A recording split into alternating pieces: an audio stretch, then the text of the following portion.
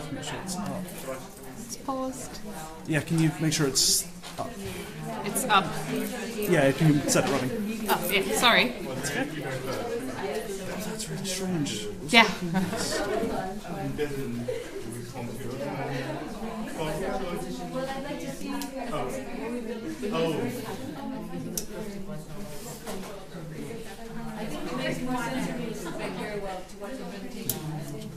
Yeah.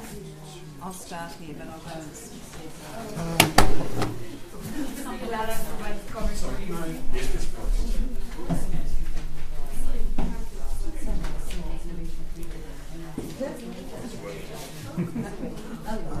Yeah, please.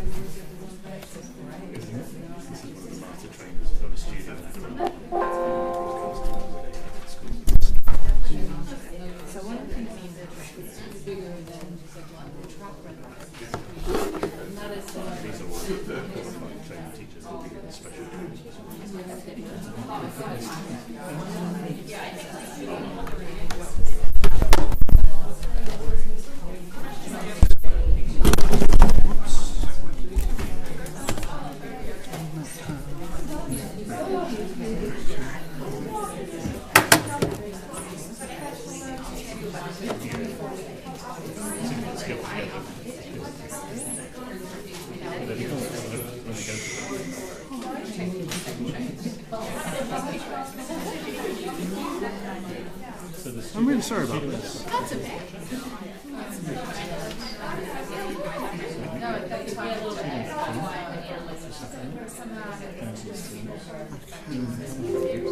Gotcha. Excellent. Sounds good. I'll leave it to just that. Yep. Thank you so much. Sure that I had it very clear. All right. Do you want to just for the introduction, and then you can get in trouble for And what do I use to move my slides?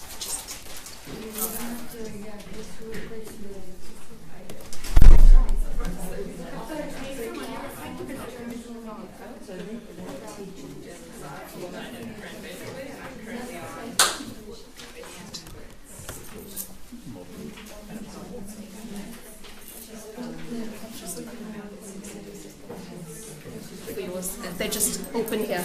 So, can you open mine? Oh, okay. Sure. Yep, you're ready.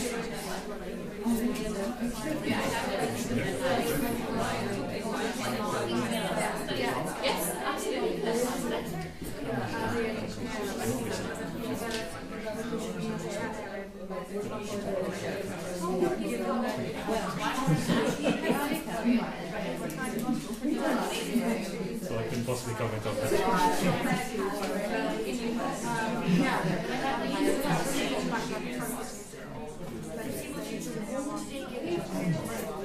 We should keep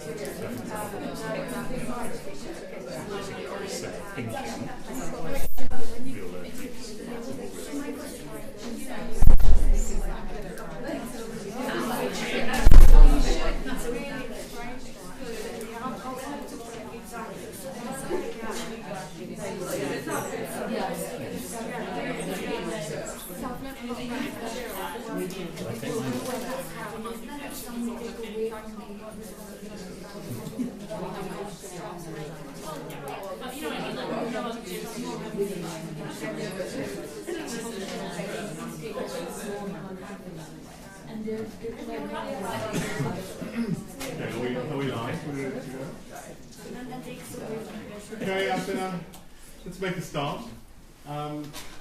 Thank you again for coming. We have a big panel tonight, very esteemed speakers. We shall start with the topic is on teachers, and we hope to be able to ask some provocative questions like, do students learn because teachers teach? But we'll start with we shall start with Margery Evans, who comes to us from the Development Network and has much expertise in this particular topic.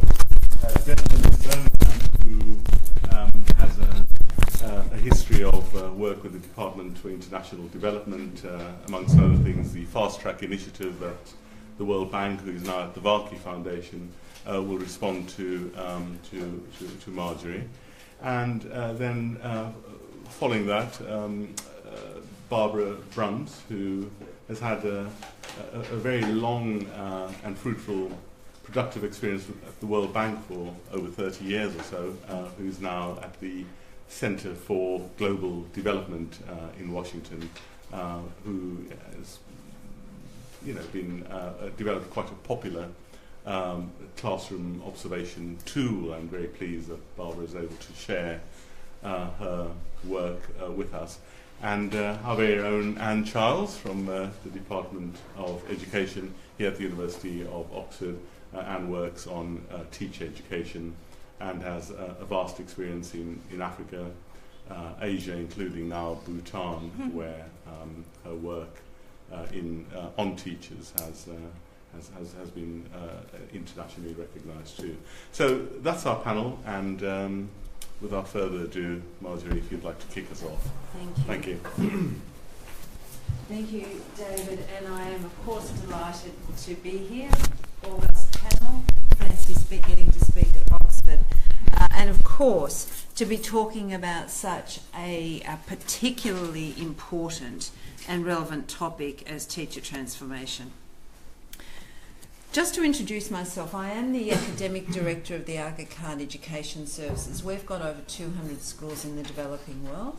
And 9 months ago, just 9 months ago, I was the CEO of the Australian Institute for Teaching and School Leadership. And in both of those jobs, I have been absolutely focused. At the core of the work is teacher quality. And what I've learned in both those jobs, and what I want to talk to you about today, because 20 minutes is certainly not enough time to give teacher transformation a good showing. So what I wanted to talk to you today is about the things that I learned. And the first thing that I've learned as I've got more and more experienced in this arena is that teacher quality is, and many of you would have heard of John Hattie and know his work. He talked to us over a decade ago about the single most significant in-classroom influence on student learning is the quality of the teacher. And so when we think about teacher quality, I want us to think about teacher transformation. There is so much to do, and it's so important that incremental improvement isn't enough. We need to set our sights on teacher transformation, and consequently that's why I think this is such a significant topic. So what I want to talk to you about today is the things that I've learned, the things that have been interesting to me, the things that have been a bit different, in the hope that they might provoke you to think a little bit differently. Before we start though, and I certainly don't want to dwell on these things, but basically if we're going to transform teachers, then there have to be a range of things in place. Starting with school leaders, leaders have to be both supportive and challenging, demanding, set high expectations, but operate in a culture where learning is embedded, where learning is expected, where learning is incentivised.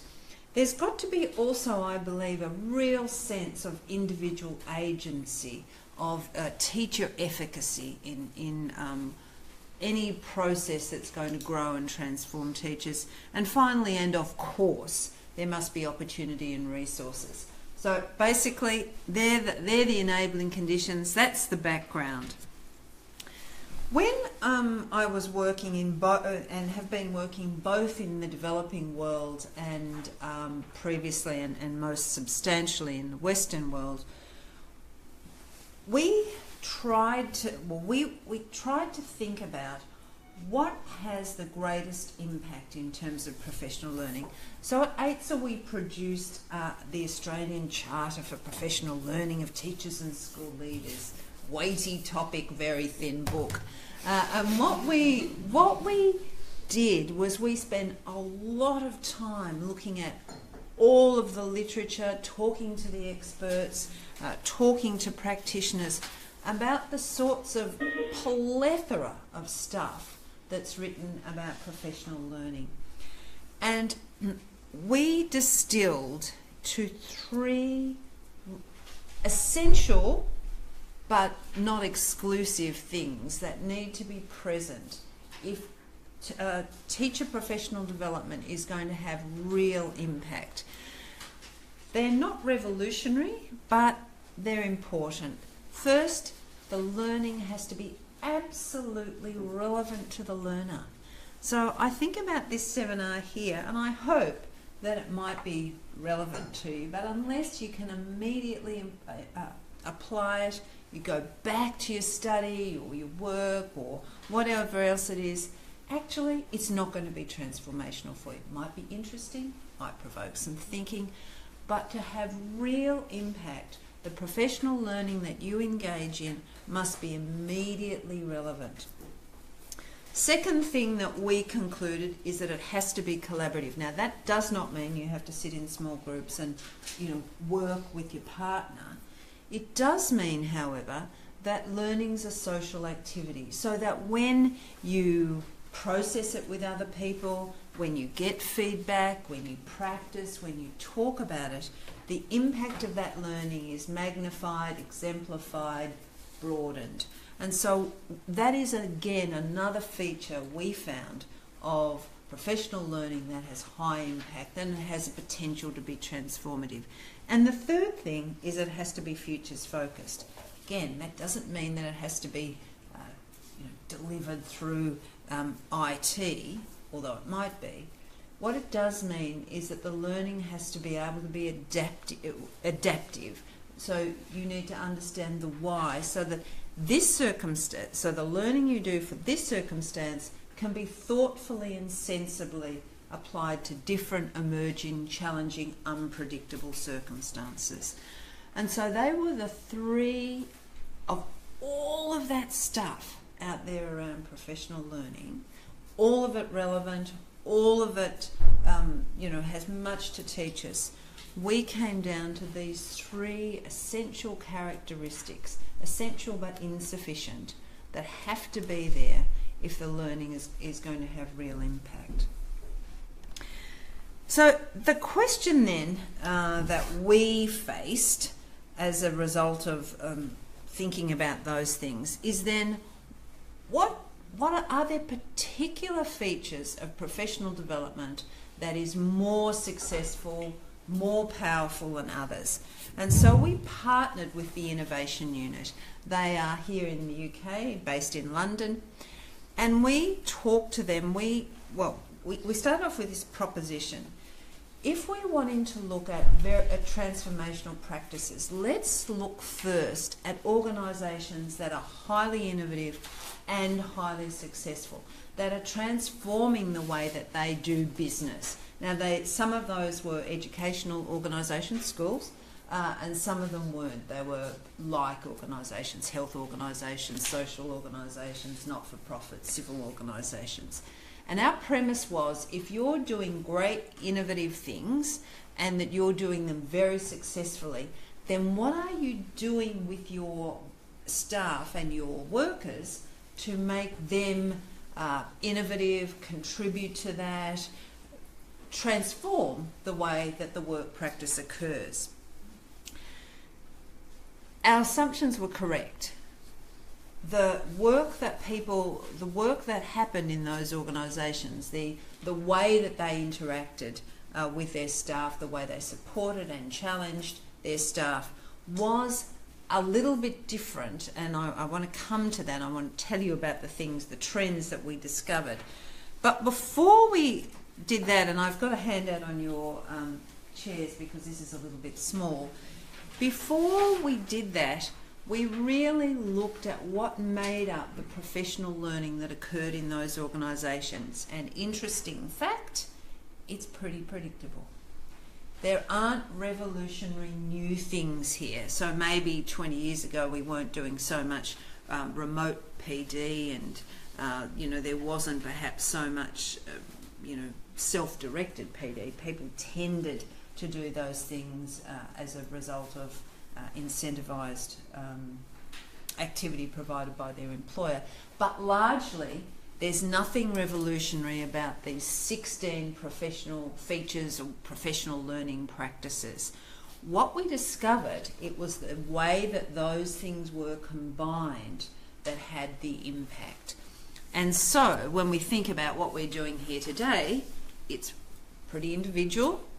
It's both face-to-face, people in this room, and remote. So we're starting to see, you know, some tension sometimes in the way that we might do things. In the past, it was always one or the other. It is offered, so you've chosen to come here. It's an offering, and it's facilitated. What we discovered was really that it's the combination of these 16 different, as I said before, these 16 different practices or features that makes the learning more or less successful. So what were the patterns that we discovered in these very innovative organisations? What did they do? First, again, not so surprising, is that the learning, the professional development, the work, the expectations were highly integrated. So there wasn't a sense that we are learning now and doing our work now, or that our performance is separated from our learning, or our learning, you know, is a separate thing. We have a coach here and a boss there. It was a very, very integrated process. The next four, however, are I think where it gets really interesting. The second thing we discovered was that the learning was very immersive. So it was a bit like a boot camp. So when you go to a boot camp, you expect to lose 2 kilos and be able to do 20 push-ups without taking a breath. You go and you expect to be changed. You're deeply immersed, diets controlled, all of those sorts of things. The PD that was often offered by these highly innovative companies had the same sort of characteristics. It challenged people's beliefs. It put them into uncomfortable circumstances. It was absolutely intended to change the way they were working, and the people that were participating in it expected to be changed. So unlike a 3-day conference that you might go on, where you think this bit's a bit interesting, don't like that bit, might skip this session, these very immersive activities were all in. They weren't just of a boot camp nature. They were things like doing sort of an externship, working in a very different environment, or being given a work assignment that was incredibly different and challenging the way you thought and worked. So that was a really interesting and, from my perspective, an unexpected discovery. Third was that the patterns about professional development that had real impact were very, very much design-led. So they were actually often developed by design thinkers, so people who were either product or service designers. It was more than, you know, just what do you want to hear about today? I'll tailor my professional development. It was deeply, deeply about matching the needs, making things relevant, often ethnographical. So, for example, before we start trying to change the way people might think about doing work in this organisation, let's follow the students. Let's see how they experience education. Or it might be, you know, deeply co-constructed, and often use big data, so real data analytics. Fourth, and market-led and open are quite separate. Fourth, there was a great recognition that the market itself was generating a whole lot of professional learning that consumers were buying.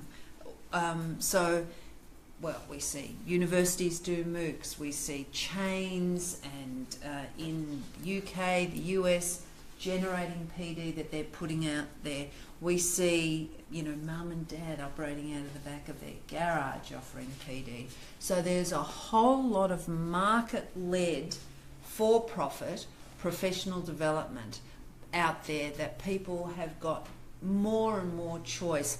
And in fact, a lot of that professional learning was driving what people were doing. So people caught on to fads often, but nevertheless it was really impacting on the way some of these organisations work. And last, a whole lot of stuff was open. So we think about social media, we think about the fact that people can blog, we think about the fact that people can, you know, get into chat rooms and do a whole range of things so that really influence and accelerate their learning. So these were 5 characteristics or trends that seem to be typical of these highly innovative, highly successful organisations.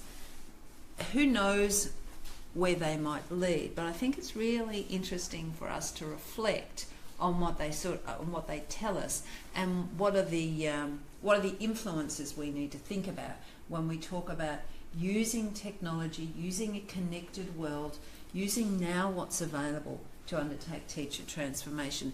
And particularly when we think about market-led and open, we're also thinking about things that are quite deregulated, that aren't necessarily quality controlled, but are in fact pervasive and significant. I'm looking at the time, so I might just skip that one. What I wanted to finish up with is talking with you about the things that I think, from a very, very practical point of view, make the biggest difference. And so, you know, both in my current job and in my previous job, and indeed in a whole lot of the jobs I did before that, big question is, what does quality look like? It's the question I am most asked by colleagues in East Africa, India, Pakistan, in all the places we work. What does good look like? So what's an ideal pupil-teacher ratio? What qualifications does a teacher have to have? How many kids can we put, how much space does each child need to learn properly? So I'm not suggesting that, though, the answers to those things are transformational, but until we know what quality looks like, and until we help others know what quality looks like and explore that question, it's very difficult to work out what the base is and how we can transform and change learning. And of course, quality will look different when we look at it through a 21st century lens than we do when we look at it through a much more conservative lens. The second thing that I think has been really important when I think back about the things that have made a difference is learning from expert colleagues. Now, those colleagues don't have to be university lecturers, they don't have to be the top teacher in the school, but they do have to have something that they can offer you. And so what we've found in all of the work that I've ever done is that people learn from their colleagues. I want to know how to embed a video in this presentation. I went to the guy next door who I know knows how to do that. I didn't Google it, although I would have done that second. But we go to our colleagues, we go to the people who are going to be able to talk to us and tell us things, and the people that we trust.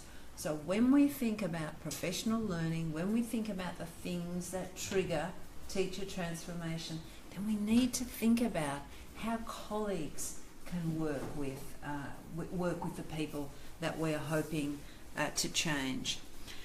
And lastly, and it goes back to the relevance thing I was talking about earlier, it's all about being very practical. I've got a problem, my kids aren't learning, I can't, I've got too many kids in the class, or whatever else it is. Then what is the practical response to that? how can we provide people with practical help at the same time as having them think about what are the sort of practices that they need to engage in so that they can really pay attention to what 21st century students need. So thinking about explaining what quality looks like, how colleagues can have a real impact and input, and being reasonably practical. At AITSA we did a couple of things.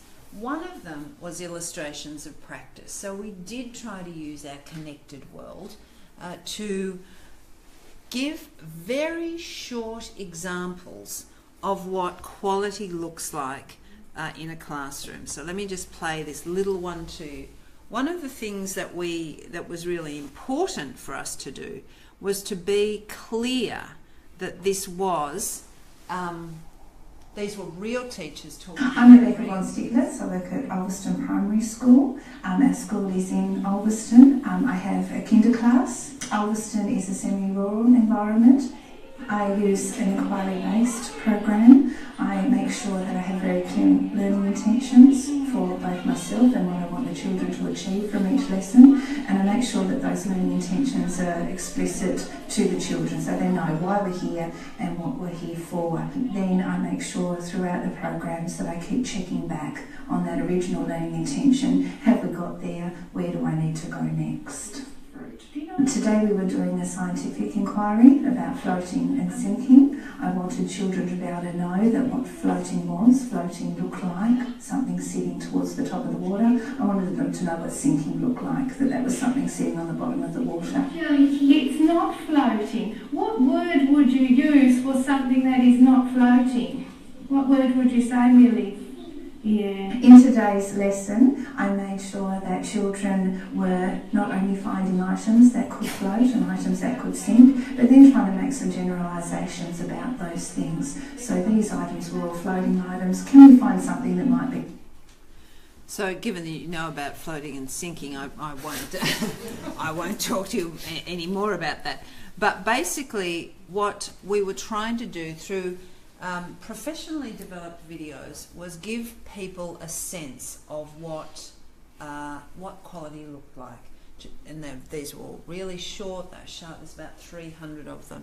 And we tried to do it in different sorts of contexts to really start to make explicit issues like, and so we had behind all of this, we had a framework. So explicit learning intentions, whatever else it was that we thought exemplified good practice. These were about showing that.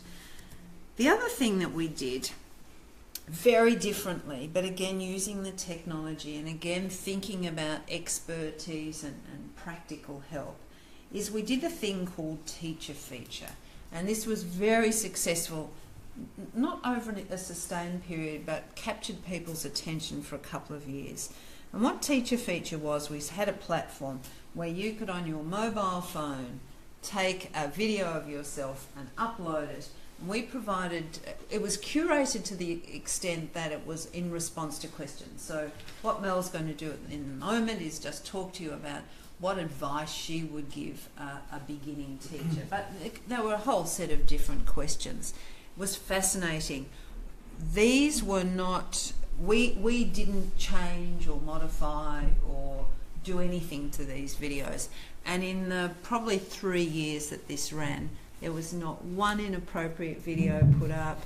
People were very serious about the profession, their professional responses. So it was fantastic. But again, we think that one of the successes of this was that it was teachers talking to teachers about very practical things. Hi, my name's Melanie Boyd. I'm a project officer here at AITSL. I guess there's 3 pieces of advice that I'd give to a teacher beginning their career. Those would be that they need to make sure that they maintain consistency, because if they're not consistent with their students will see through that straight away, and it will make those first, especially the first year of their teaching career, quite challenging. The second is that they need to find someone who they can really look up to within the school. I know for myself, it was my head of maths and science was amazing in my first couple of years of teaching and set an amazing example and helped turn me into a very good and effective So, again, practical, homespun in a way. I've picked one that's actually got reasonable sound quality and a good, not too terrible. But some of them, people have got their phones, the double chins, the whole catastrophe. But again, these were very, very well received by people who were seeking that really practical advice. And so I guess what I'm saying to you here is that there is a myriad of professional development options out there, a myriad of things that we might want to do to support teachers. My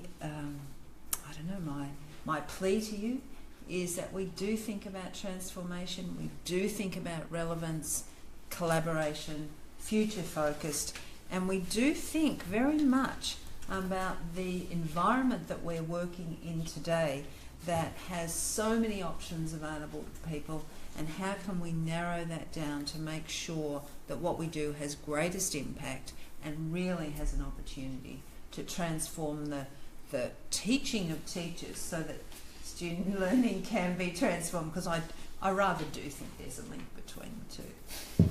Thank you.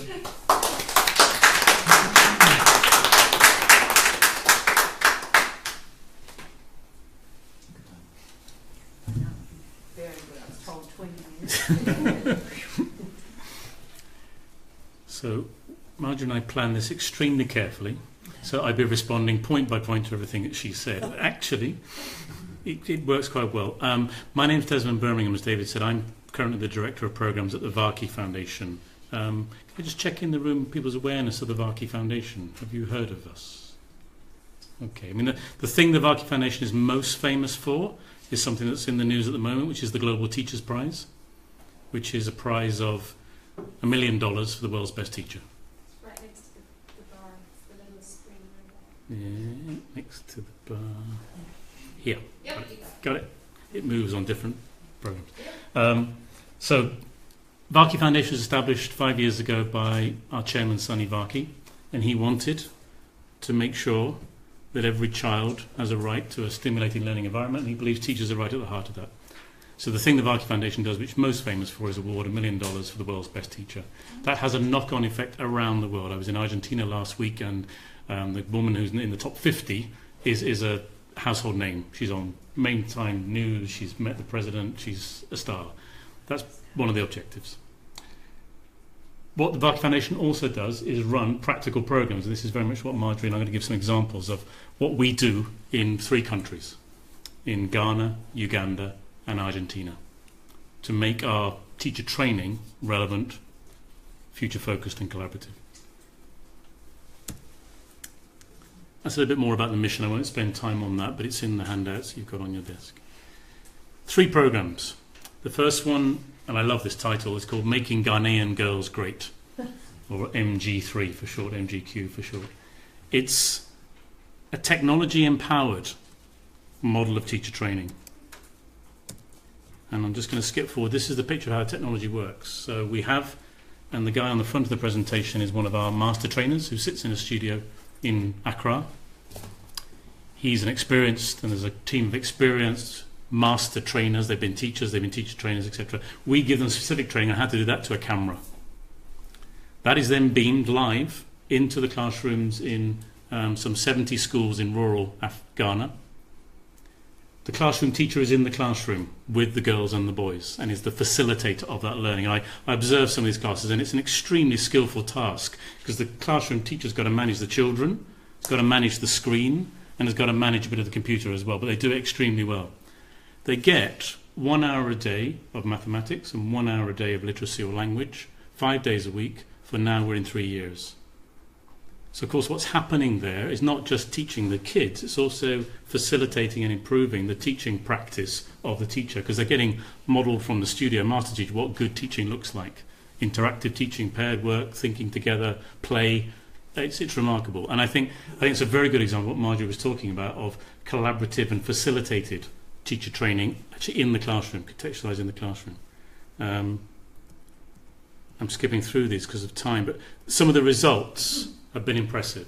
We were asked by the donor supporting this, supported by DFID, to do a random controlled trial with similar schools in neighbouring communities, and we saw statistically significant increases in improvement in mathematics from baseline to midline, and then in literacy and language from midline to endline, as a result of this teaching approach. For me, the most important part of this actually was a finding we weren't expecting, which is that the teachers were changing their practice not only in the classroom where the broadcast was happening, but also in their other classes. So they were adopting the methods and they were adopting the ways of working into their own classes as well. The other important finding for us that didn't actually show up in the random controlled trials, because in the random controlled trials we were specifically looking at mathematics and language and literacy, but we also ran after school classes for girls, called them Wonder Women classes, and they tried to help with the softer, harder to measure stuff, but actually probably possibly more important stuff for these girls. Things like how do you negotiate pressure to marry early, or how do you negotiate pressure to come out of school and go to work? How do you push back on that and stay in learning? And our own internal monitoring found some very significant improvement in empowerment indicators and efficacy indicators. I want to jump back to another program that we do in Uganda. So this one is face-to-face. And this is more of the boot camp model, as Margery was talking about, where we bring together teachers from senior level and mid-level in schools for a week of intensive face-to-face training in active learning. And I observed one teacher training program in Uganda where we totaled up and there was something like 400 years of teacher experience in the group. So the teachers have been in their job for 30 years or more, and here they were coming back to a training program and learning different methods and loving that. I think that for me was what's really important, is to take account of the context, but to make that learning relevant and to make it active. And this one has an impressive reach. So through a cascaded model, the program is reaching over 23,000 teachers, who in turn then are teaching 1 million kids. Part of the cascade model that the Varkey Foundation has used both in Ghana and in Uganda is to follow through the training on a regular basis right to the bottom level of the cascade, because there's obviously a risk of diminishing impact as you go down the different levels of the cascade. Part of what we built into the program is that follow through. And then the last example I want to give is specifically relating to school leadership, and it's a new program we've just launched in Argentina, which will train over a period of 3 years over 20,000 school leaders, primary school and secondary school leaders. In, again, to use your expression, Margery, a boot camp approach. It's a 6-week intensive training program to kickstart, and then followed by online learning and follow-up in schools. The objective of this, and this is pick up again, Margery, your point about culture. The objective of this program is above all else to transform the culture of what it means to be a school director, which is why we talk about leadership. Leadership in learning, leadership in innovation, leadership in technology, leadership in people, leadership in the way you work. And by doing that, by changing the culture and by shifting the focus of leadership for 20,000 head teachers, what we're creating, we hope, is a bottom-up demand from the school for transformation at the policy and strategy level from national and provincial governments. And those of you that are familiar with Argentina education system and Latin American education systems generally will know some of the constraints on education systems, which revolve often around unions, for example, who are strong resistors of change. If you've got 20,000 head teachers demanding change because they know what good leadership and good teaching looks like, that helps to put that pressure upwards. And then just to finish off by flagging a few emerging questions that are coming out from our research and our findings, and I think this picks up on a lot of what you were mentioning, Margery, actually. I mean, the evidence on improving school leadership and teaching quality, having a positive impact on students' learning, is well established. I think that we don't really need to recreate that. But from what we're seeing in our experience is that some of the pressure, particularly in developing countries, is to focus just on basic learning, literacy, mathematics, etc. We're seeing, and what we're keen to advocate for, is actually some of the harder to measure qualitative learning outcomes are at least as important. And we would ask for a stronger focus on that, because that often determines. For example, in Uganda, one of the things the training insists on is that every teacher puts the cane down, and that in none of these classes should a cane be present. It's an obvious thing in this country, but in many countries in Africa, the cane is a part of your toolkit. You don't necessarily use it, but you wave it around. and that has an impact obviously on the children. One of the things, simple thing we insist on is no canes in classrooms that with teachers that we're training.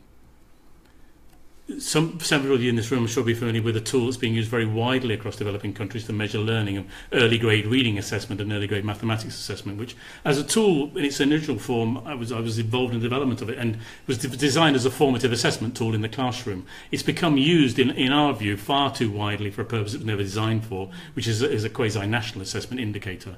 And it's become, I tend to refer to the egretistas, who, if everything has to be EGRA-based, and many donors are insisting on it, it's distorting, in our view, and I think we need to push back on that, because it doesn't always take account of context. And then this picture really tries to reflect some of the softer, but just as important skills that we really do need to find a way of measuring, both in our assessment of what is good quality teaching, but also in our assessment of good quality learning. Does the girl or the boy believe in themselves? Do they believe they can continue to learn? Do they believe they have potential to succeed? Self-efficacy. How do they act, and how does the teacher act in the classroom? Does their action match their words? It was part of the advice of the beginner teacher, be consistent. And do they see themselves as future learners? All of these things, I think, right now, we don't have tools to measure these. In our view, it would be great to be part of a collaboration that actually pushed the boundaries in how we do measure those. And then lastly, just to flag some problems. I mean, the connectivity problem for us, well, we were surprised by how little connectivity problem we had, even in a context like Ghana. I think I'm right in saying something like only 10 or 15% of schools lost connectivity at any time during the 3 years we were working there, which is remarkable. I mean, and it was largely when you had heavy rainstorm, it stopped it. But basically the technology now and the infrastructure now is there, even in a poor context in Ghana. And it's a studio, it's a satellite, it's a solar panel, and it's a screen. Now that opens up all kinds of potential for this in-classroom training. It has limits though, obviously, and I think I would echo what Margery was saying. You need to combine that virtual support with face-to-face support, and it could be peer-to-peer face-to-face support in the school, facilitated by the connected learning. And crucially, that last bullet point, that professional development context has to be translated and has to be contextualised. All of our trainers in Ghana, all of our trainers in Uganda are Ghanaians and Ugandans respectively. All of our trainers in Argentina will be. The days when people can fly in from outside and lecture a group of Ghanaian teachers on how to teach are gone, and thank goodness they have, because they'll just now say, no, you don't understand our context, you don't understand the political context, you don't understand the cultural context. You don't speak the language, literally in many cases. And then last, not so much a problem, but an opportunity that, in our view and from our experience, the future of technology-led, technology-supported professional development is very wide and has huge potential. You need to involve teachers all the way through. I mean, in my 20-plus years of working in education and development, it was the first time I've seen a project, I would say, that was clearly designed by and for teachers and delivered by and for teachers. And that showed. It's really very different from a project that's designed by a development specialist or an economist or a social development specialist. They have skills, but then they don't have the granular feeling of what it feels like to be in a classroom. And I think for us that's been a key learning in this project. Connecting classrooms is important, but you have to think about developing the materials for that classroom. We looked at the national curriculum of Ghana and designed our materials around that. We took, in the initial stages of the Argentinian project, we took a fairly basic standard Singapore model 10-module leadership course, but over the space of 2 months totally redesigned it and reframed it with Argentinian colleagues. So what came out at the end was recognisable but very, very different and very contextualised. That's critical. That's critical. And that the connectivity needs to be designed for the context. I mean, what we had to put in place in Ghana was a fairly robust infrastructure, because it wasn't there. The satellite connection wasn't there. We're looking at potential for doing that in a refugee camp. Now, actually, perhaps surprisingly, the connectivity is there in most refugee camps. It's one of the first things a UN agency puts in place. So we probably won't have to put the satellite and the solar panels in. The connectivity is there. That opens up different possibilities. In Argentina, because of the culture change we were looking to achieve, the virtual thing would not have worked. And so we had to get a political support, which is a huge investment by the government, to take school directors out of school for 6 weeks, often with a senior teacher as well, because we asked for 2 per school. It's a huge investment up front, but their belief is it's an investment worth making. And certainly from our pilot, the feedback from the school directors was nobody has ever invested this in us before. Was a fairly common feedback to us. Thank you. And they felt valued because of that space and that time to grow. I didn't answer all your points, Marge, but I hope that was give some examples to illustrate. Okay, thanks very much. Thank you.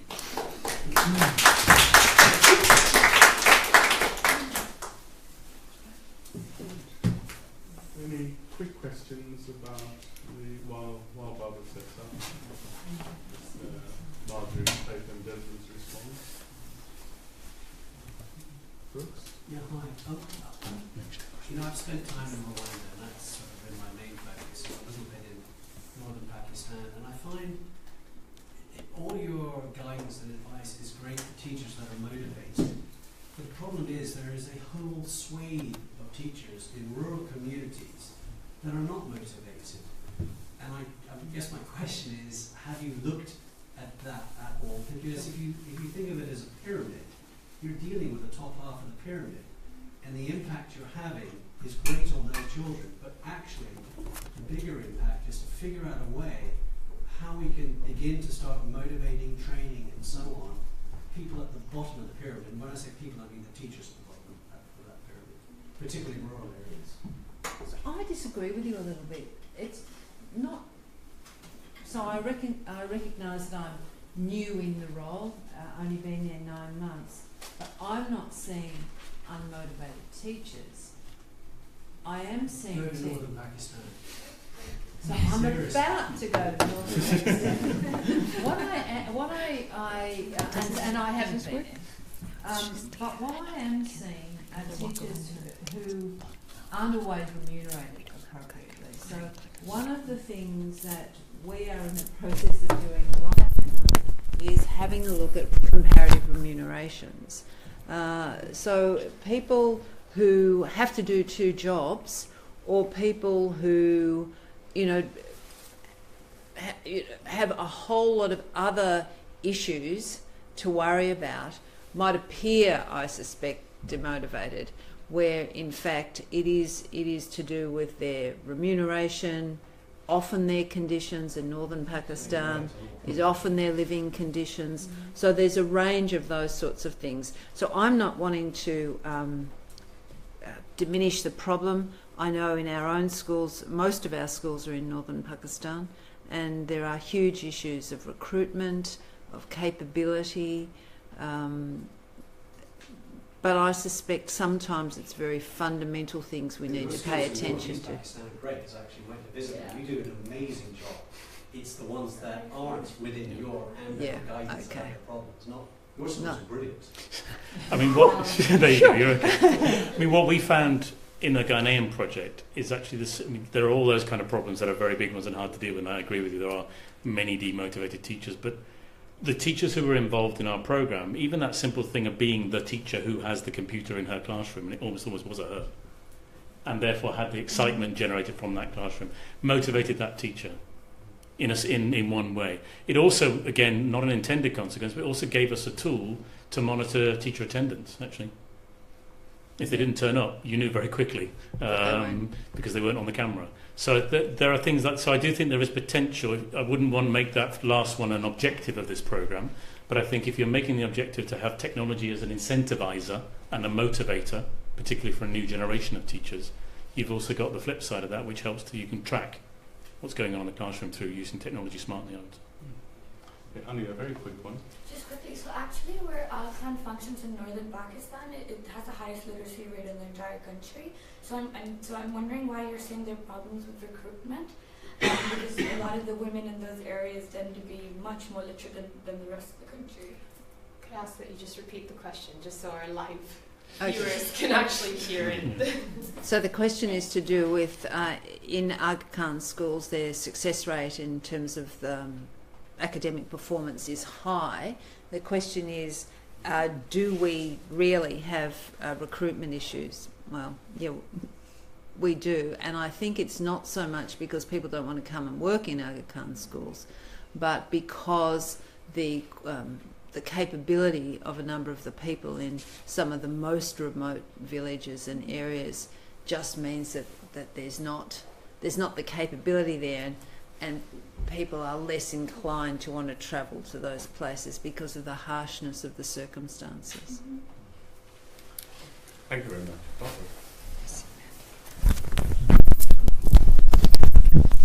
To have it in here? As I move around a little bit. Yeah, okay. Okay.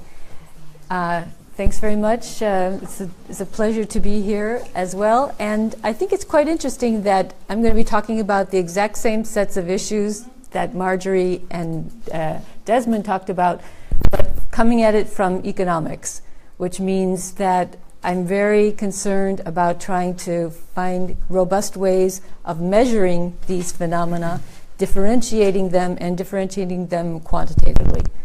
What I'm going to talk about is work that I did with colleagues at the World Bank over a period of about 5 years, trying to get data on what teachers actually do in the classroom. And we were very lucky to get 6 different countries interested in working with us, and over these years we actually built up a pretty big database of classroom observations of now over 20,000 teachers in over 4,000 schools. And I would just want to quickly set the stage with some of the key findings and then go to the second phase of our research. So the big takeaway across all these countries in Latin America was that on average, teachers don't spend more than 2/3 of class time actually teaching. 1/3 of class time they're either doing administrative processes or engaged in social interaction or at the door with another teacher or going out of the room to get chalk from the director's office, whatever, but about 10% of time actually not in the classroom. And we use a method that's very simple, but it was developed by Jane Stallings at Stanford University about 30 years ago. And her research in the US concluded that a well-prepared teacher can use about 85% of its time on instruction on average, and 15% of the time you're always going to have administrative processes. But if you're really prepared and you believe that instructional time matters and that and it's precious, the most precious resource of any school system, because it's the point when all of the investments of a school system come together, you try to maximize that with getting 85% of the time.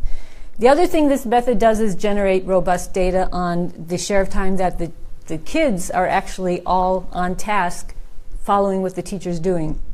And you literally do that by, at any moment, and every moment of observation, looking around the room and coding what share of the kids are paying attention to the teacher, obviously, and what share of the kids are texting or falling asleep or looking out the window.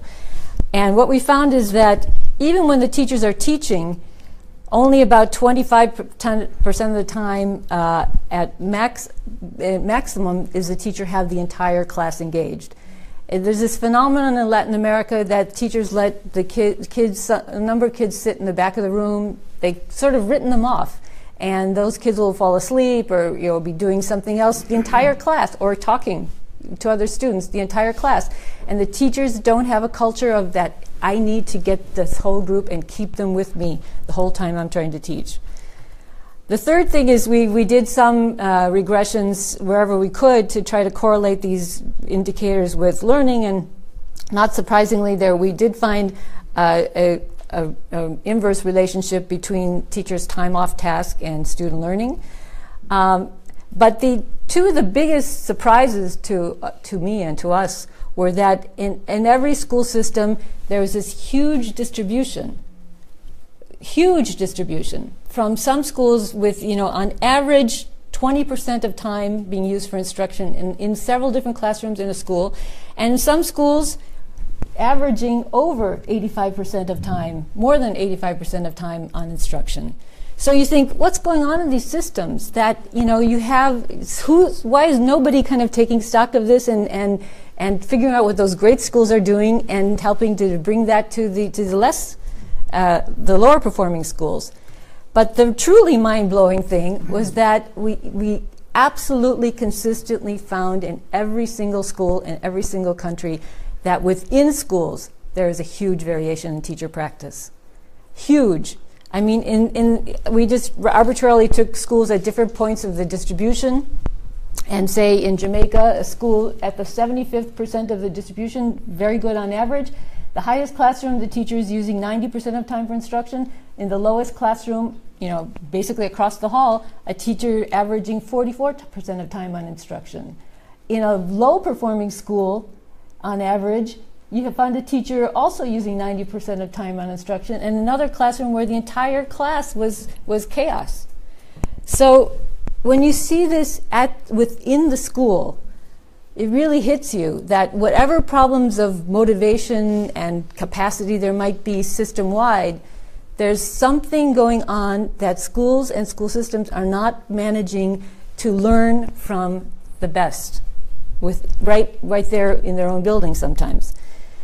So we believe there's actually two of the major policy implications we draw out from this work is that with this disparity, this great big variation in teacher performance, you really have to have the ability to treat teachers differently, meaning reward them differentially, but even more importantly, perhaps help them develop differentially. Be able to link them with the resources they need to improve their practice no matter where they are in that distribution.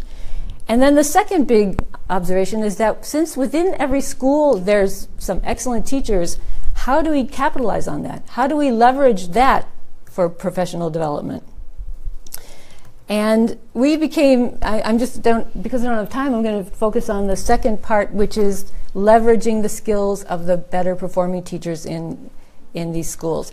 And let me say that I don't want to suggest that this method, the Stallings method of classroom observation, captures everything about teacher quality. It doesn't. One of the reasons it's so robust is that it's quite limited, and it really focuses on how the teacher manages the classroom, how she uses time, which pedagogical practices she uses, and what materials she uses, and to what extent she manages to keep the kids engaged. I'm saying she because 80% of teachers in Latin America are women. So, and if you think about this idea of getting teachers to collaborate, as Margery said, you look at high-performing education systems, and they have a culture of teacher professional interaction. In Finland, Japanese lesson study, the Michael Fullen's work in Ontario, Canada, it's all around capitalizing on these resources within the school by bringing the teachers into a professional culture where they interact. And nothing could be more different from the reality in Latin America. Most teachers are never observed. There's no professional interaction. Teachers routinely close the door and consider it an intrusion if someone comes into the classroom. So, when we're doing this research, the ministers and secretaries we worked with had to be very strong in saying, this is not to evaluate you, this is just to try to develop understanding about our overall education system, but people are going to come into your classroom and want to watch what you do, but it's going to have no consequences for you as an individual or for your school. So the teachers were all anonymous, which means that we weren't able to get other data that would have been interesting, for example, on where were they prepared or how much experience did they have, which might be correlated with some of the diversity in practices we saw. But because leaving the teachers and guaranteeing the teachers' anonymity was so important, there was no alternative.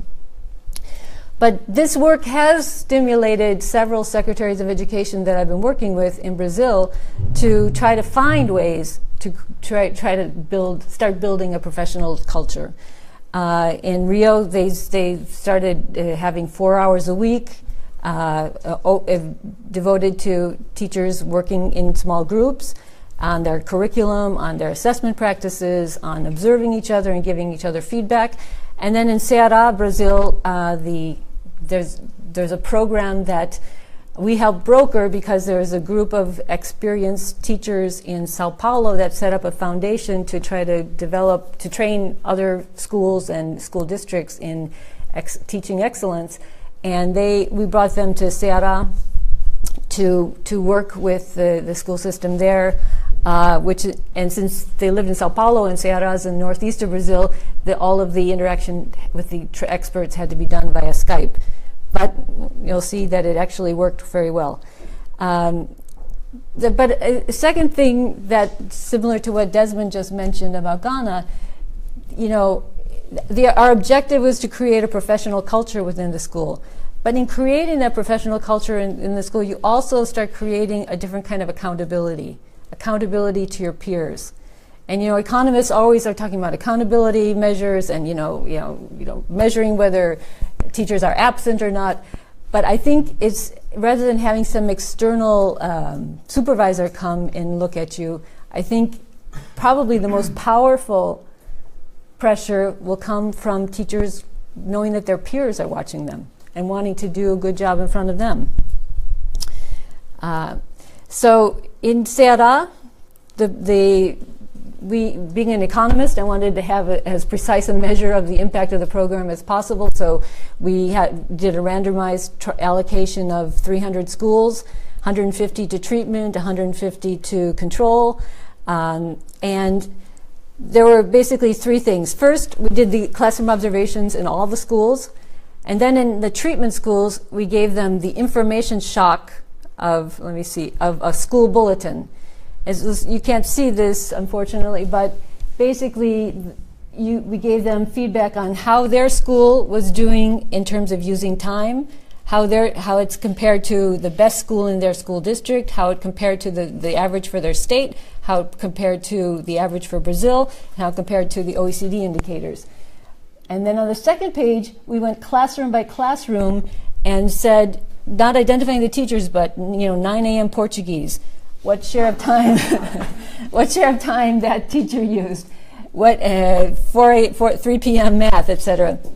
And again, what we saw was these very huge variations between 90%, 80%, 20% use of time, and also huge variation in student engagement. When we gave these bulletins back to the schools, the feedback we got when we did it, actually, had a seminar there a couple of months ago just presenting the results, was that this bulletins really shook up the school, and people could figure out who was whom, and people were very concerned about what their scores were, and that they told us that they thought that was an important part of the overall treatment of the program, to kind of open people's eyes to this issue. The second thing was to give all these schools copies of Douglas Limoff's book, Teach Like a Champion. I don't know if you know it. It's a very concrete, practical, how do you circulate the room to make sure kids are on task, or how do you cold call so you don't wait for everyone to raise their hand and the same kids always raise their hand, And what the Brazilian teachers, they loved the book. In fact, one of our problems was that some of the control schools heard about it and went out and found the book themselves. But they loved it because they said there was nothing in their teacher education that ever gave them that kind of practical advice on what to do in the classroom. As one education secretary said, she said, teacher education in Brazil is like as if you were trying to train surgeons by teaching them courses only in the history and philosophy of medicine. Never getting any practical work on surgery. So, and the third thing was the coaching. There were 4 face-to-face sessions with the treatment schools, and then each school had a coach working with it, and every 2 weeks interacted with the trainer by Skype. And what the trainers got what the pedagogical coordinators in each school to do is observe teachers, film some of the teachers, film themselves giving feedback to the teachers, upload that video to the Skype coach, to the coach, and then the coach would interact with the pedagogical coordinator saying, how about this? Did you consider that? Et cetera, et cetera. And the feedback we got qualitatively is that they found that very helpful. and the treatment schools, the control schools received neither the bulletin nor the coaching. And then a year later, we did a repeat round of observations in the same schools. So this is just to show that they were pretty well balanced at baseline. And what happened? Okay, in treatment schools, we saw an increase in the average time on instruction from 70% to 76% of time. As you can see, Ceará was already a little bit better than the Brazilian average. And what's nice is that the schools, the treatment group brought the bottom schools up too. So what did they do with the extra time? They had an increase in time on question and answer, which is good, which is one of the practices that the coaches really worked with them on. But they also had an increase in time on copying, which suggests to us that they're just really not prepared to use more time. They don't come with lesson plans that really account for every minute of the day. And so when they had more time, they would just give them a little bit extra copying assignments. They freed up more time for instruction by reducing time on classroom management and also reducing time off task. And these are all 0.22 standard deviation to 0.18 standard deviation improvements. And improved student engagement in terms of by reducing the amount of time that there was a large group of students off task. However, there's only a minor increase in the share of time that they were able to keep all the students engaged in the activity the teacher was leading. So it's clear that their instructional methods, these classes are fairly large, usually over 30 students, and variety of learning levels. So it's a challenge for the teacher to find ways of keeping all the kids engaged. But even in the treatment schools, they didn't make much progress on that. Now, what did we find from the learning? This is the overview of the impacts. And so then, but a big issue in this work is the Hawthorne effects, because the teachers know they're being observed. And especially in the second round, they not only know they're being observed, but they know what's in the Doug Lemov book about what they're supposed to be doing. So if someone comes to sit in their room, you could say they could fake it for an hour. And we're very worried about that, and we think that some of the improvements in classroom practice are Hawthorne effects. However, you can't produce a change in learning over the year if you only have Hawthorne effects. So we were gratified to see that they were very modest, but statistically significant, because we had very good measures and very good test score measures, and the ability to do a lot of controls and look at value-added learning gains for individual students. So we found statistically significant improvements in math and Portuguese on both the state annual test and the national high school exit exam.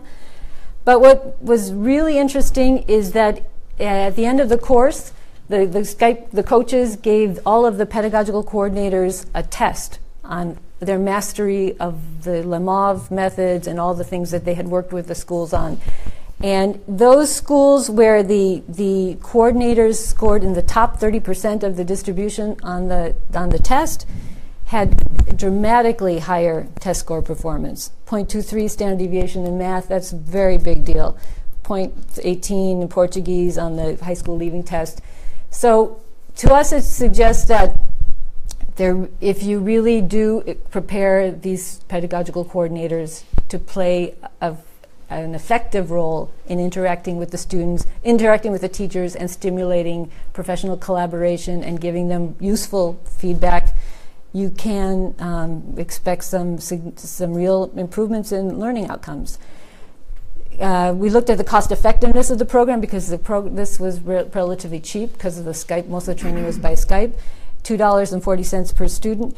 And as an economist, I have to say, is what's really depressing is you look across the entire literature today to find cost effectiveness estimates of teacher training programs. This is JPAL's study, which is not just teacher training, but all kinds of programs. This is if you look at the universe of rigorously evaluated teacher training programs, there's ours and 6 others. And we can't build knowledge with such limited evidence base. And I really call on everyone to work on developing robust measures and really testing. Hats off to DFID for insisting on randomized trials, and really challenging ourselves to be as precise as we can in identifying what matters and measuring the variation in it. So our conclusions are that we think there's a proof of concept that this kind of approach can improve teacher practice in a single year. Before this experiment, actually, I don't think there was any evidence in the world about how much Stallings measures could change from 1 year to over the course of a year. And we saw that higher time on instruction and better student engagement could raise the learning in a single year. And we see that this strategy of working on strengthening the capacity of pedagogical coordinators within each school so that they can be a stimulus to professional learning communities in the school can be a very cost-effective strategy. Now, the key question for future studies is what happens after 1 year? Do these new practices become internalized and reinforced with the positive results you get from the students, and you start deepening, or does this all wash out? Unfortunately, we didn't have funding for a further year of data collection, and then the Secretary of the State changed, and blah, blah, blah. But I think those are the things that people really need to focus on, building the evidence and then really measuring what happens over time. Thank you very much.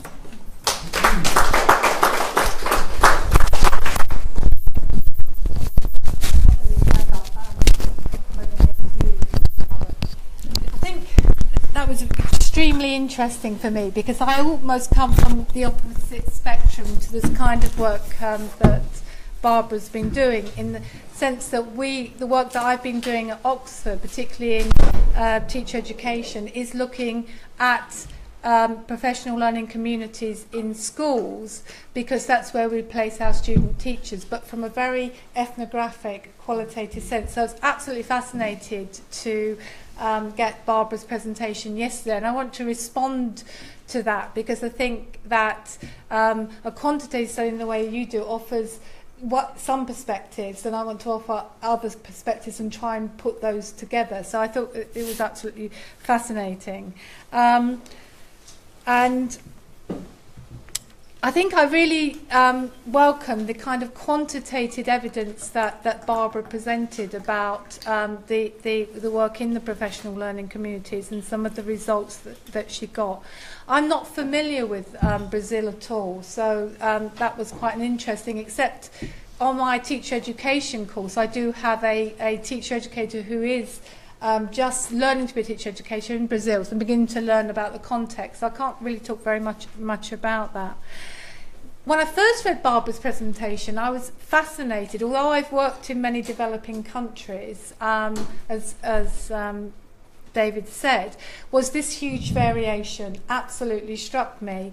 The variation between countries, or the amount of instructional time. And my first question to Barbara was, well, why is this big variation? But you explained that in your presentation, that there's a lot of admin just talking at the door. And I've been a teacher actually in Sierra Leone, and I recognise those kinds of downtimes and pupil engagement. So that was going to be one of the points I wanted to make, the variation. But also the variation within the school is really interesting and troubling. And one of the points you made, and about how, particularly in your presentation, is if you have such a diversity in a school, how do you design effective CPD and teacher education to deal with people that are at such different points on a spectrum? And so that struck me, and you talked about the reform of career paths. And then you hit a completely resonating note with me, which is that in every school you have excellent teachers, and how do you capitalise on that expertise within a school so that others can learn from it? So that then made me think of the research that we did at a very fine-grained level, because in our teacher education programs here and in almost every context across the world, you, with complete faith or not, place your beginning teacher in a school context to learn. And we wanted to look at, rather than in a quantitative sense, the qualitative simply minute by minute, hour by hour experiences that our beginning teachers were having working in school subject departments. We literally sat in subject departments for 2 to 3 weeks. We got there when the teachers got there at 7 o'clock in the morning, and we left, unfortunately, in the school that I was in, when they left at 7 o'clock at night. But we really wanted to see what were the learning processes that were going on, and what were the professional cultures. And we chose departments where, as in the first talk, there was a lot of collaboration, and we found collaborative cultures, and that linked with some of the work of Hargreaves. And what also came through very clearly in the cultures where we felt our beginning teachers were more likely to learn was leadership was really important issue. But leadership in terms of the leader in the department, the head of the department, admitting they didn't know. They were all experts, these leaders, but they stepped back from their expertise and kind of said, well, we've got to learn, so everybody else. And it allowed others to admit that they didn't know. So we saw, I can go into a lot of detail about all the different things, but the excellent teachers in the department, and what you talked about, also adopted leadership roles themselves in different ways at different times of the days. And you talked about accountability. They had accountability to each other. So these departments that worked really well and learnt well, there's a real sense of this is an endeavour that we're all involved in and that we're all taking forward. And another important part of the cultures was they had to have a team room where they could eat biscuits and cakes. And so during my observation of 2 weeks, I put on about a stone in weight. However... That part's true in Brazil. However, what we were looking at was really serendipitous learning. Serendipitous in the sense that someone would come into the team room and say, I'm teaching something tomorrow, I'm really thinking about how to do it, I'm not sure how to do it, and there would be an exchange. It wasn't systematic, ongoing and deep learning. It was very serendipitous and in the moment. And what really struck me about your talk was that in some ways many of these departments were very friendly. David Hargreaves and others talk about the emotional geographies of departments, and Delima particularly talks about, is it good to be friends or friendliness? And what I liked about your talk was this idea of the shock, your observations. I felt in some cases that there was learning going on in these departments, but it was all a bit friendly, it was all a bit cosy. And the idea of this, your study of actually doing systematic observation and giving the department a shock, and that's evidence that they are having to engage with. There wasn't very much evidence in these departments about what was going on. And so I felt that what you talked about, that shock initially, but also then other evidence that was collected through videoing, gave the departments data to work on, but the role of the coach within that to facilitate that. Now, what I thought was really interesting was the idea of coaching, because one of the things that the teachers we talked really didn't like was external people interrupting their kind of learning culture. And they sometimes felt that the meetings they had with coaches or external experts was more contrived, and Hargreaves talks about contrived collegiality. They preferred their kind of serendipitous learning. And you could see why, because a coach from the outside, if you've got a culture, you trust each other, you've developed the leadership, somebody from the outside doesn't understand the culture and can interrupt it. Now that can be a good thing, but it can also be pushback and rejection. So I was quite interested in your talk about how the coaches actually became part of the culture of the department and were accepted by them, and also the role of the excellent teachers in relation to the coaches, how that worked, and whether or not, as you said, your pedagogical coordinators, were they the excellent teachers that took on that particular role. So the whole thing about contrived collegiality obviously wasn't so much of an issue here, but for me, I was wondering what the role of the excellent teachers were that were already there. But I think the issue about in this study and what you did was the role of evidence for me, and in teaching and learning and in moving forward, we very often base our judgments on just very kind of feelings and in the moment, and what you were presenting to the departments and through the coaching, it was a more systematic long-term involvement in teacher development, which we felt that the departments we worked with just didn't. Now, just interestingly, as you were, or both speakers were talking, I've just come back from Bhutan and a new school that's been set up in Bhutan where they are consciously trying to develop collaborative cultures of teachers learning from each other. But again, because Bhutan is a very interesting cultural position, and you particularly talked about experts coming from the outside, it's very interesting to think about how they will draw in experts without and not disrupt a very kind of interesting culture that you don't understand it as you go in. But they have definitely decided that within the new school, collaboration between teachers is an absolutely key way forward. I'm not an economist, I'm pleased to see it.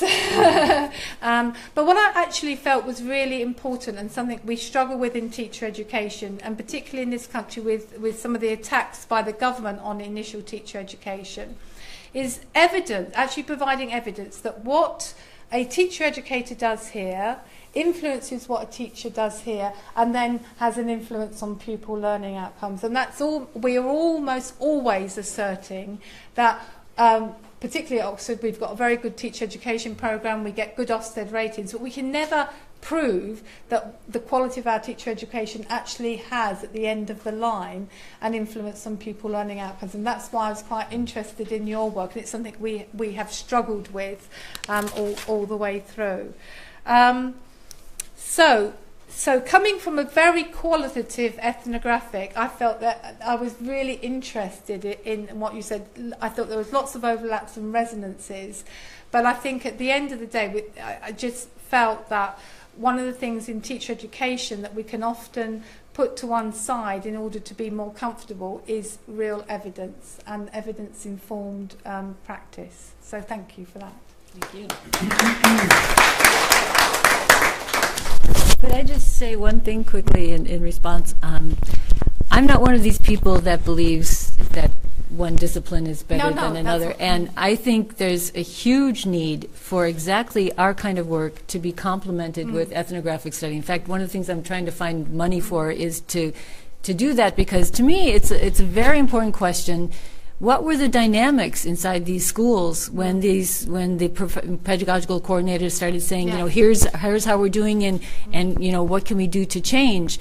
And you know, I've had the experience in Chile where teachers who scored very well on Chile has had a system of teacher evaluation with videos, and some of the teachers who scored highest on the videos, which were coded by experts at Catholic University, subsequently did not want to go to the next step of getting a bonus for their excellence in teaching, because they felt they would be resented by the other teachers in their schools. I mean, if that's the dynamic, it's hugely important for efforts to try to improve teacher quality. And I was very, and I could easily have imagined that kind of dynamic. I'm sure that kind of dynamic did go on in some of these schools in Brazil, because the whole idea of teachers observing each other and working with each other was totally new. I mean, it's not just, it's like an outsider would come in and there was be an internal culture to push them away. There was no culture of interaction among these teachers. They'd go into the teaching lounge and just gripe about, you know, politics or anything. There was never the example you gave of, you know, I'm thinking about doing this next week and I could use some feedback. Wasn't happening spontaneously at all. So.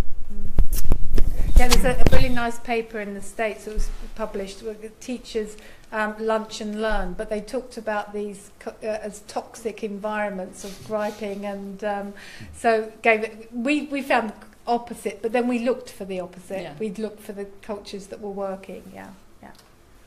Great, thank you to our panel. We'll have a bit of time for questions, and I don't know if you want to come and sit back up here, or we'll turn the video to when colleagues answer, whatever you prefer. I'm taking everyone to supper afterwards, so I suspect I'm within my rights to make them work a little bit. So look, we're running our dinner here. Teachers are important. By Jove, they are. We know, of course, that it is really important, of course, to train teachers, to develop teachers, to deliver a curriculum well. So what might seem like my throwaway remark at the beginning, you know, do students learn because teachers teach, is at the heart of my comment to the entire panel. Yes, of course it's right to support teachers so that they deliver a curriculum well. But we know that even in high-performing countries, with excellent teachers, that a significant number of students fail to learn well. But what high-performing countries seem to invest in is a redefinition of the curriculum, which re-looks, which is why we have the seminar series, at what learning is and what conditions allow for the kinds of learning that we all aspire to take place.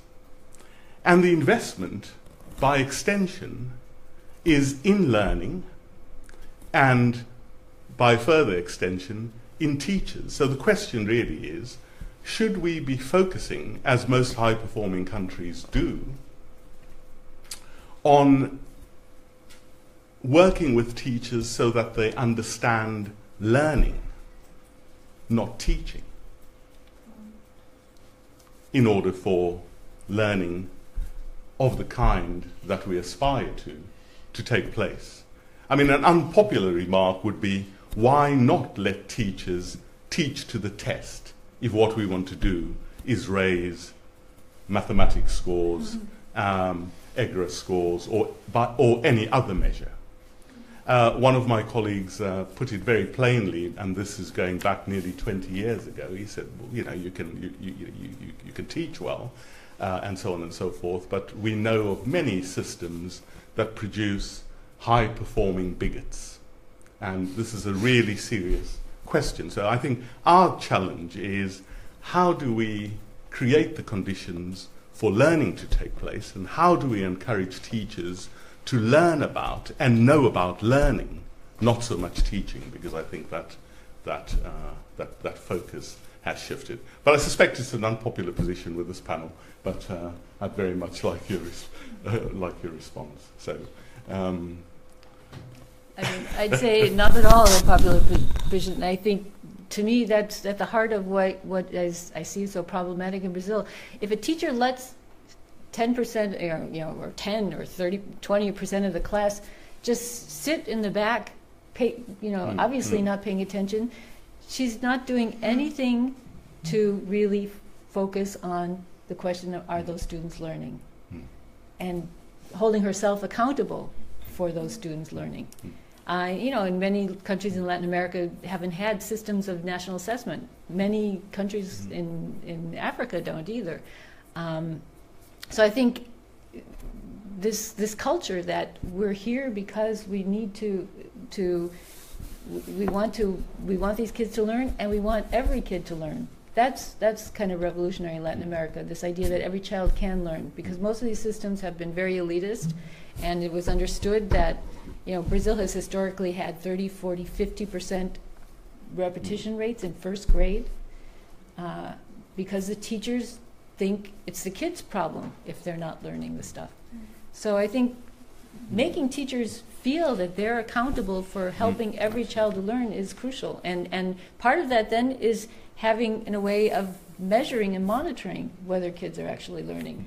Now, you sound as though you're skeptical about standardized tests, but I'm a psychologist who actually designed some of these measures, but no, of course. Yeah.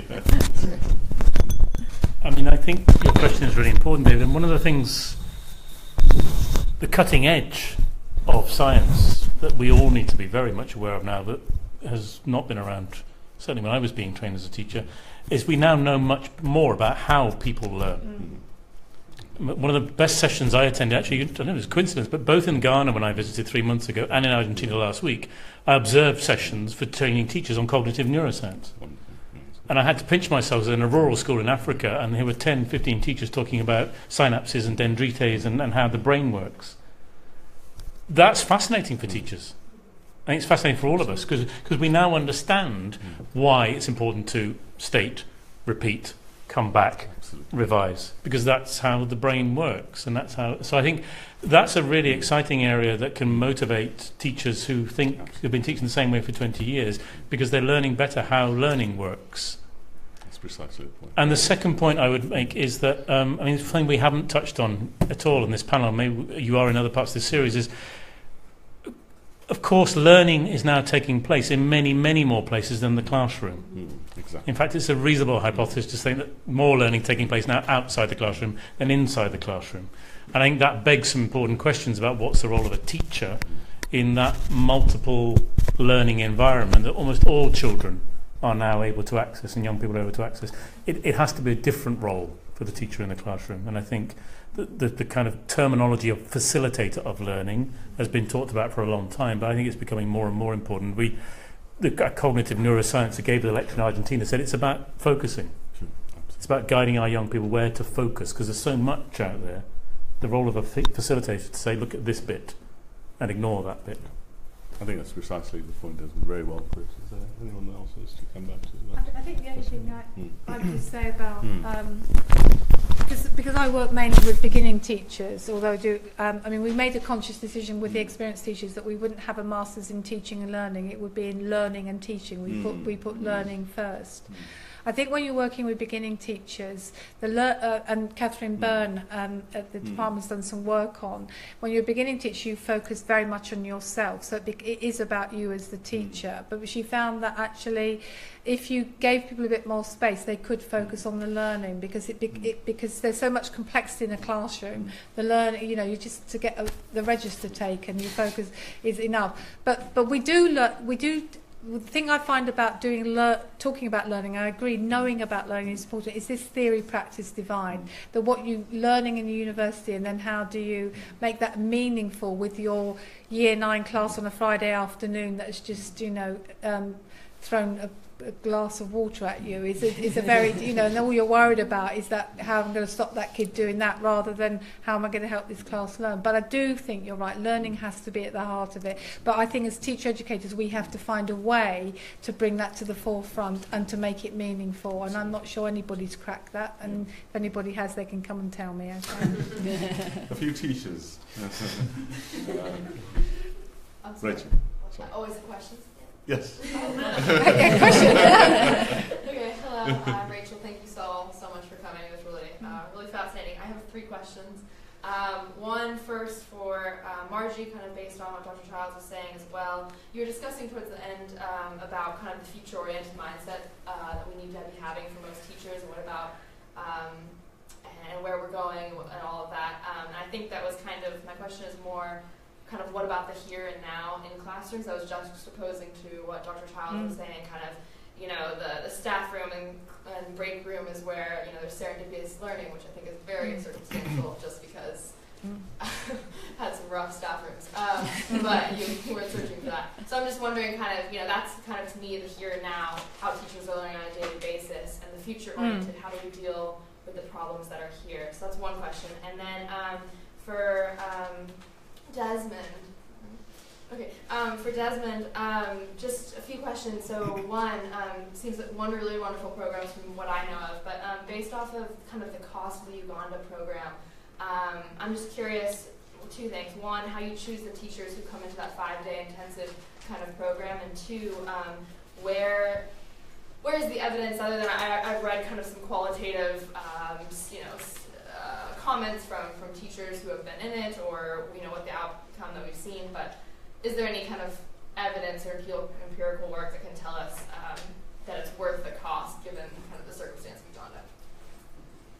Thanks, Rachel. Anya, did you want to follow up with your question? No, I can wait. Thank you can wait. Are there any online? There's a couple of comments, and before that I just wanted to let the panel know that today we've had viewers from Islamabad, Delhi, Kinshasa, Mombasa, Dar es Salaam, Virginia.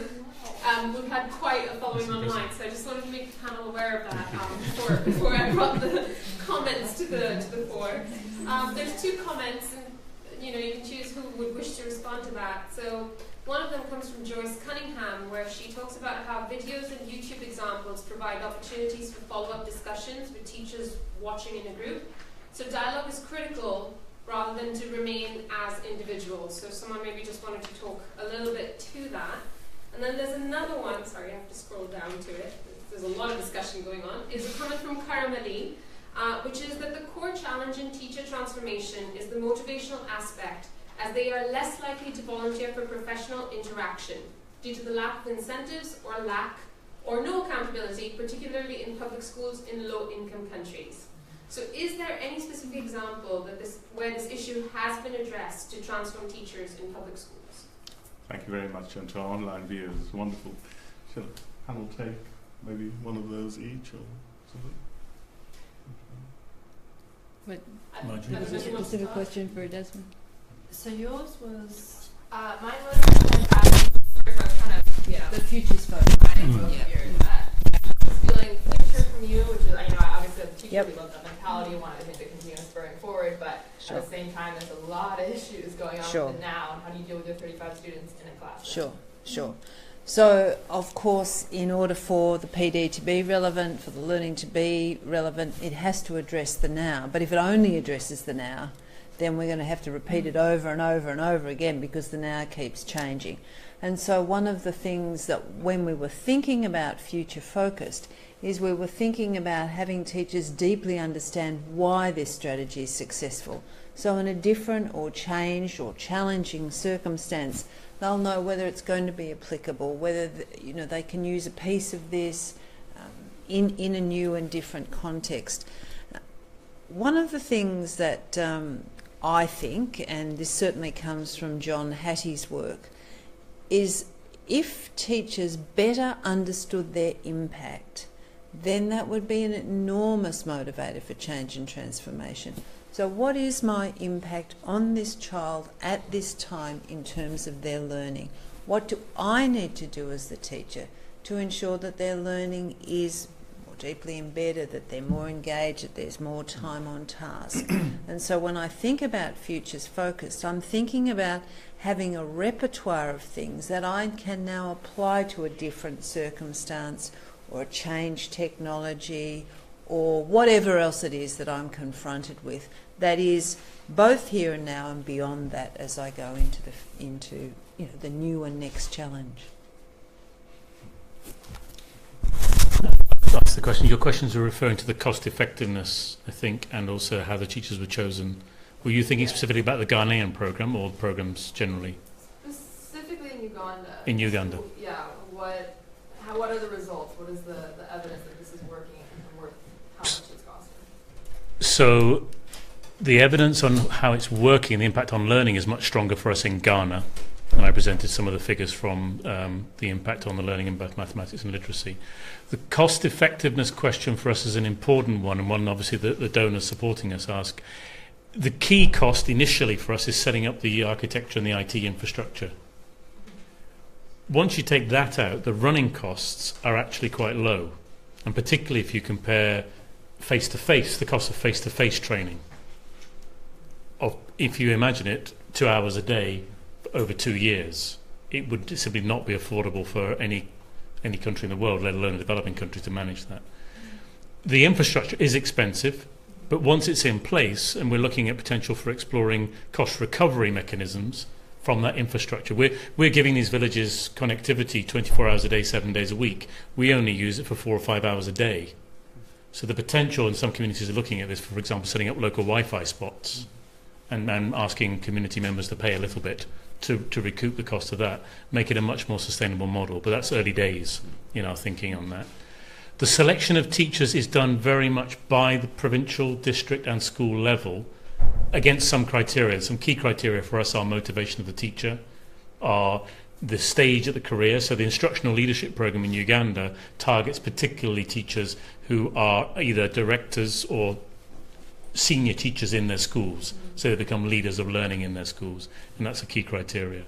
A key lesson for us in the Argentina School Leadership Program was actually to work very closely with the district education offices to select the teachers who are then going to get the training. And again, our request to them was to have, if possible, a director or a head teacher and a senior teacher from the same school who can come together, because that then supports the collaborative learning that goes on back in the school. Right, so I'm seeing that you're very much supporting the idea of the successful teachers. Those are the ones that we want to continue training in school. And then also, I mean, just back to the Uganda program, the learning outcomes, is there evidence on that? We haven't gathered the data on that yet. We will do over the next year or so. But I mean, we've got, and I've got an M&E specialist and impact manager in the room, but she'll probably shoot me for saying this. I think we've got some data, but it needs to be strengthened. We're hoping that we will scale up that very significant intervention and be able to get better learning outcome data. But I think it's fair to say we don't have robust. No, and that was a strategic decision. So in terms of kind of the theory change of the programme, we assumed, I think I've got a nice diagram somewhere, possibly I've got on that presentation. We in Uganda only go as far as measuring outcomes in terms of changes in teacher behaviour and attitude. So we don't go to the next step, purely from a strategic focus, in that there are so many factors that affect a child's performance in school, and we were not able to power a study, an effective study that could actually gather enough data on all of those other variables if we were to do that study properly. I think that we are looking at ways of doing a slightly sort of less, let's say, crude Egger style tests in order to just diagnose changes in student behaviour and attitude, along the lines of what Desmond presented in terms of self-efficacy and self-conceptualisation. These are two things we're quite interested in, so beliefs and actions, both of these. But just quick kind of headlines from Uganda. Emma, for this bit, could you come up to the mic? Yeah? Because our listeners online will want to hear this bit particularly. Yeah? Go ahead. Sorry. So in Ghana, where we have, we obviously use satellite technology. We are looking at cost per beneficiary between $150 and $200. In Uganda, and that's significantly less. It's between $7 to $12. So however, in terms of our reaping costs, as Desmond explained, Ghana has a model whereby those rewards will be reaped over a long period of time, and perhaps communities can actually use the technology they have to generate income. So there's a distinction between this is more teacher focused instead of we're experimenting with different approaches basically, and as ever we're at the mercy of our donors and they ask for different things, and there are different budgets involved. So unfortunately, if we were a research organisation, it'd be very different. Thank you. But we're very grateful for all our donors who are listening to us online. Does anyone want to respond to some of the online? No, I was going to just respond to the. Yeah, of course.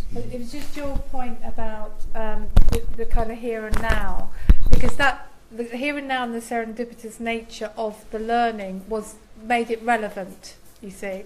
And you were talking about relevance, so they were always working on stuff that were relevant, but it wasn't very future focused. So for us then, what came as an issue was then how do we work with the departments, and and we were talking about interventions, and they asked us, and we suddenly thought this informality is a strength. By formalising it, do you then undermine its efficacy? So we kind of never got to any position where we could do programmatic work, except what we could say in sitting in a department for 2 weeks, observing and then interviewing teachers, you do get a real sense of what the development priorities are and where to move them forward. Because it was a research project rather than a development project, we could have, if we'd have made it a development project, we might have worked alongside or with the department on the things that came out. So it became quite a dilemma for us, actually, that it was a research, but we could have done some development work as well.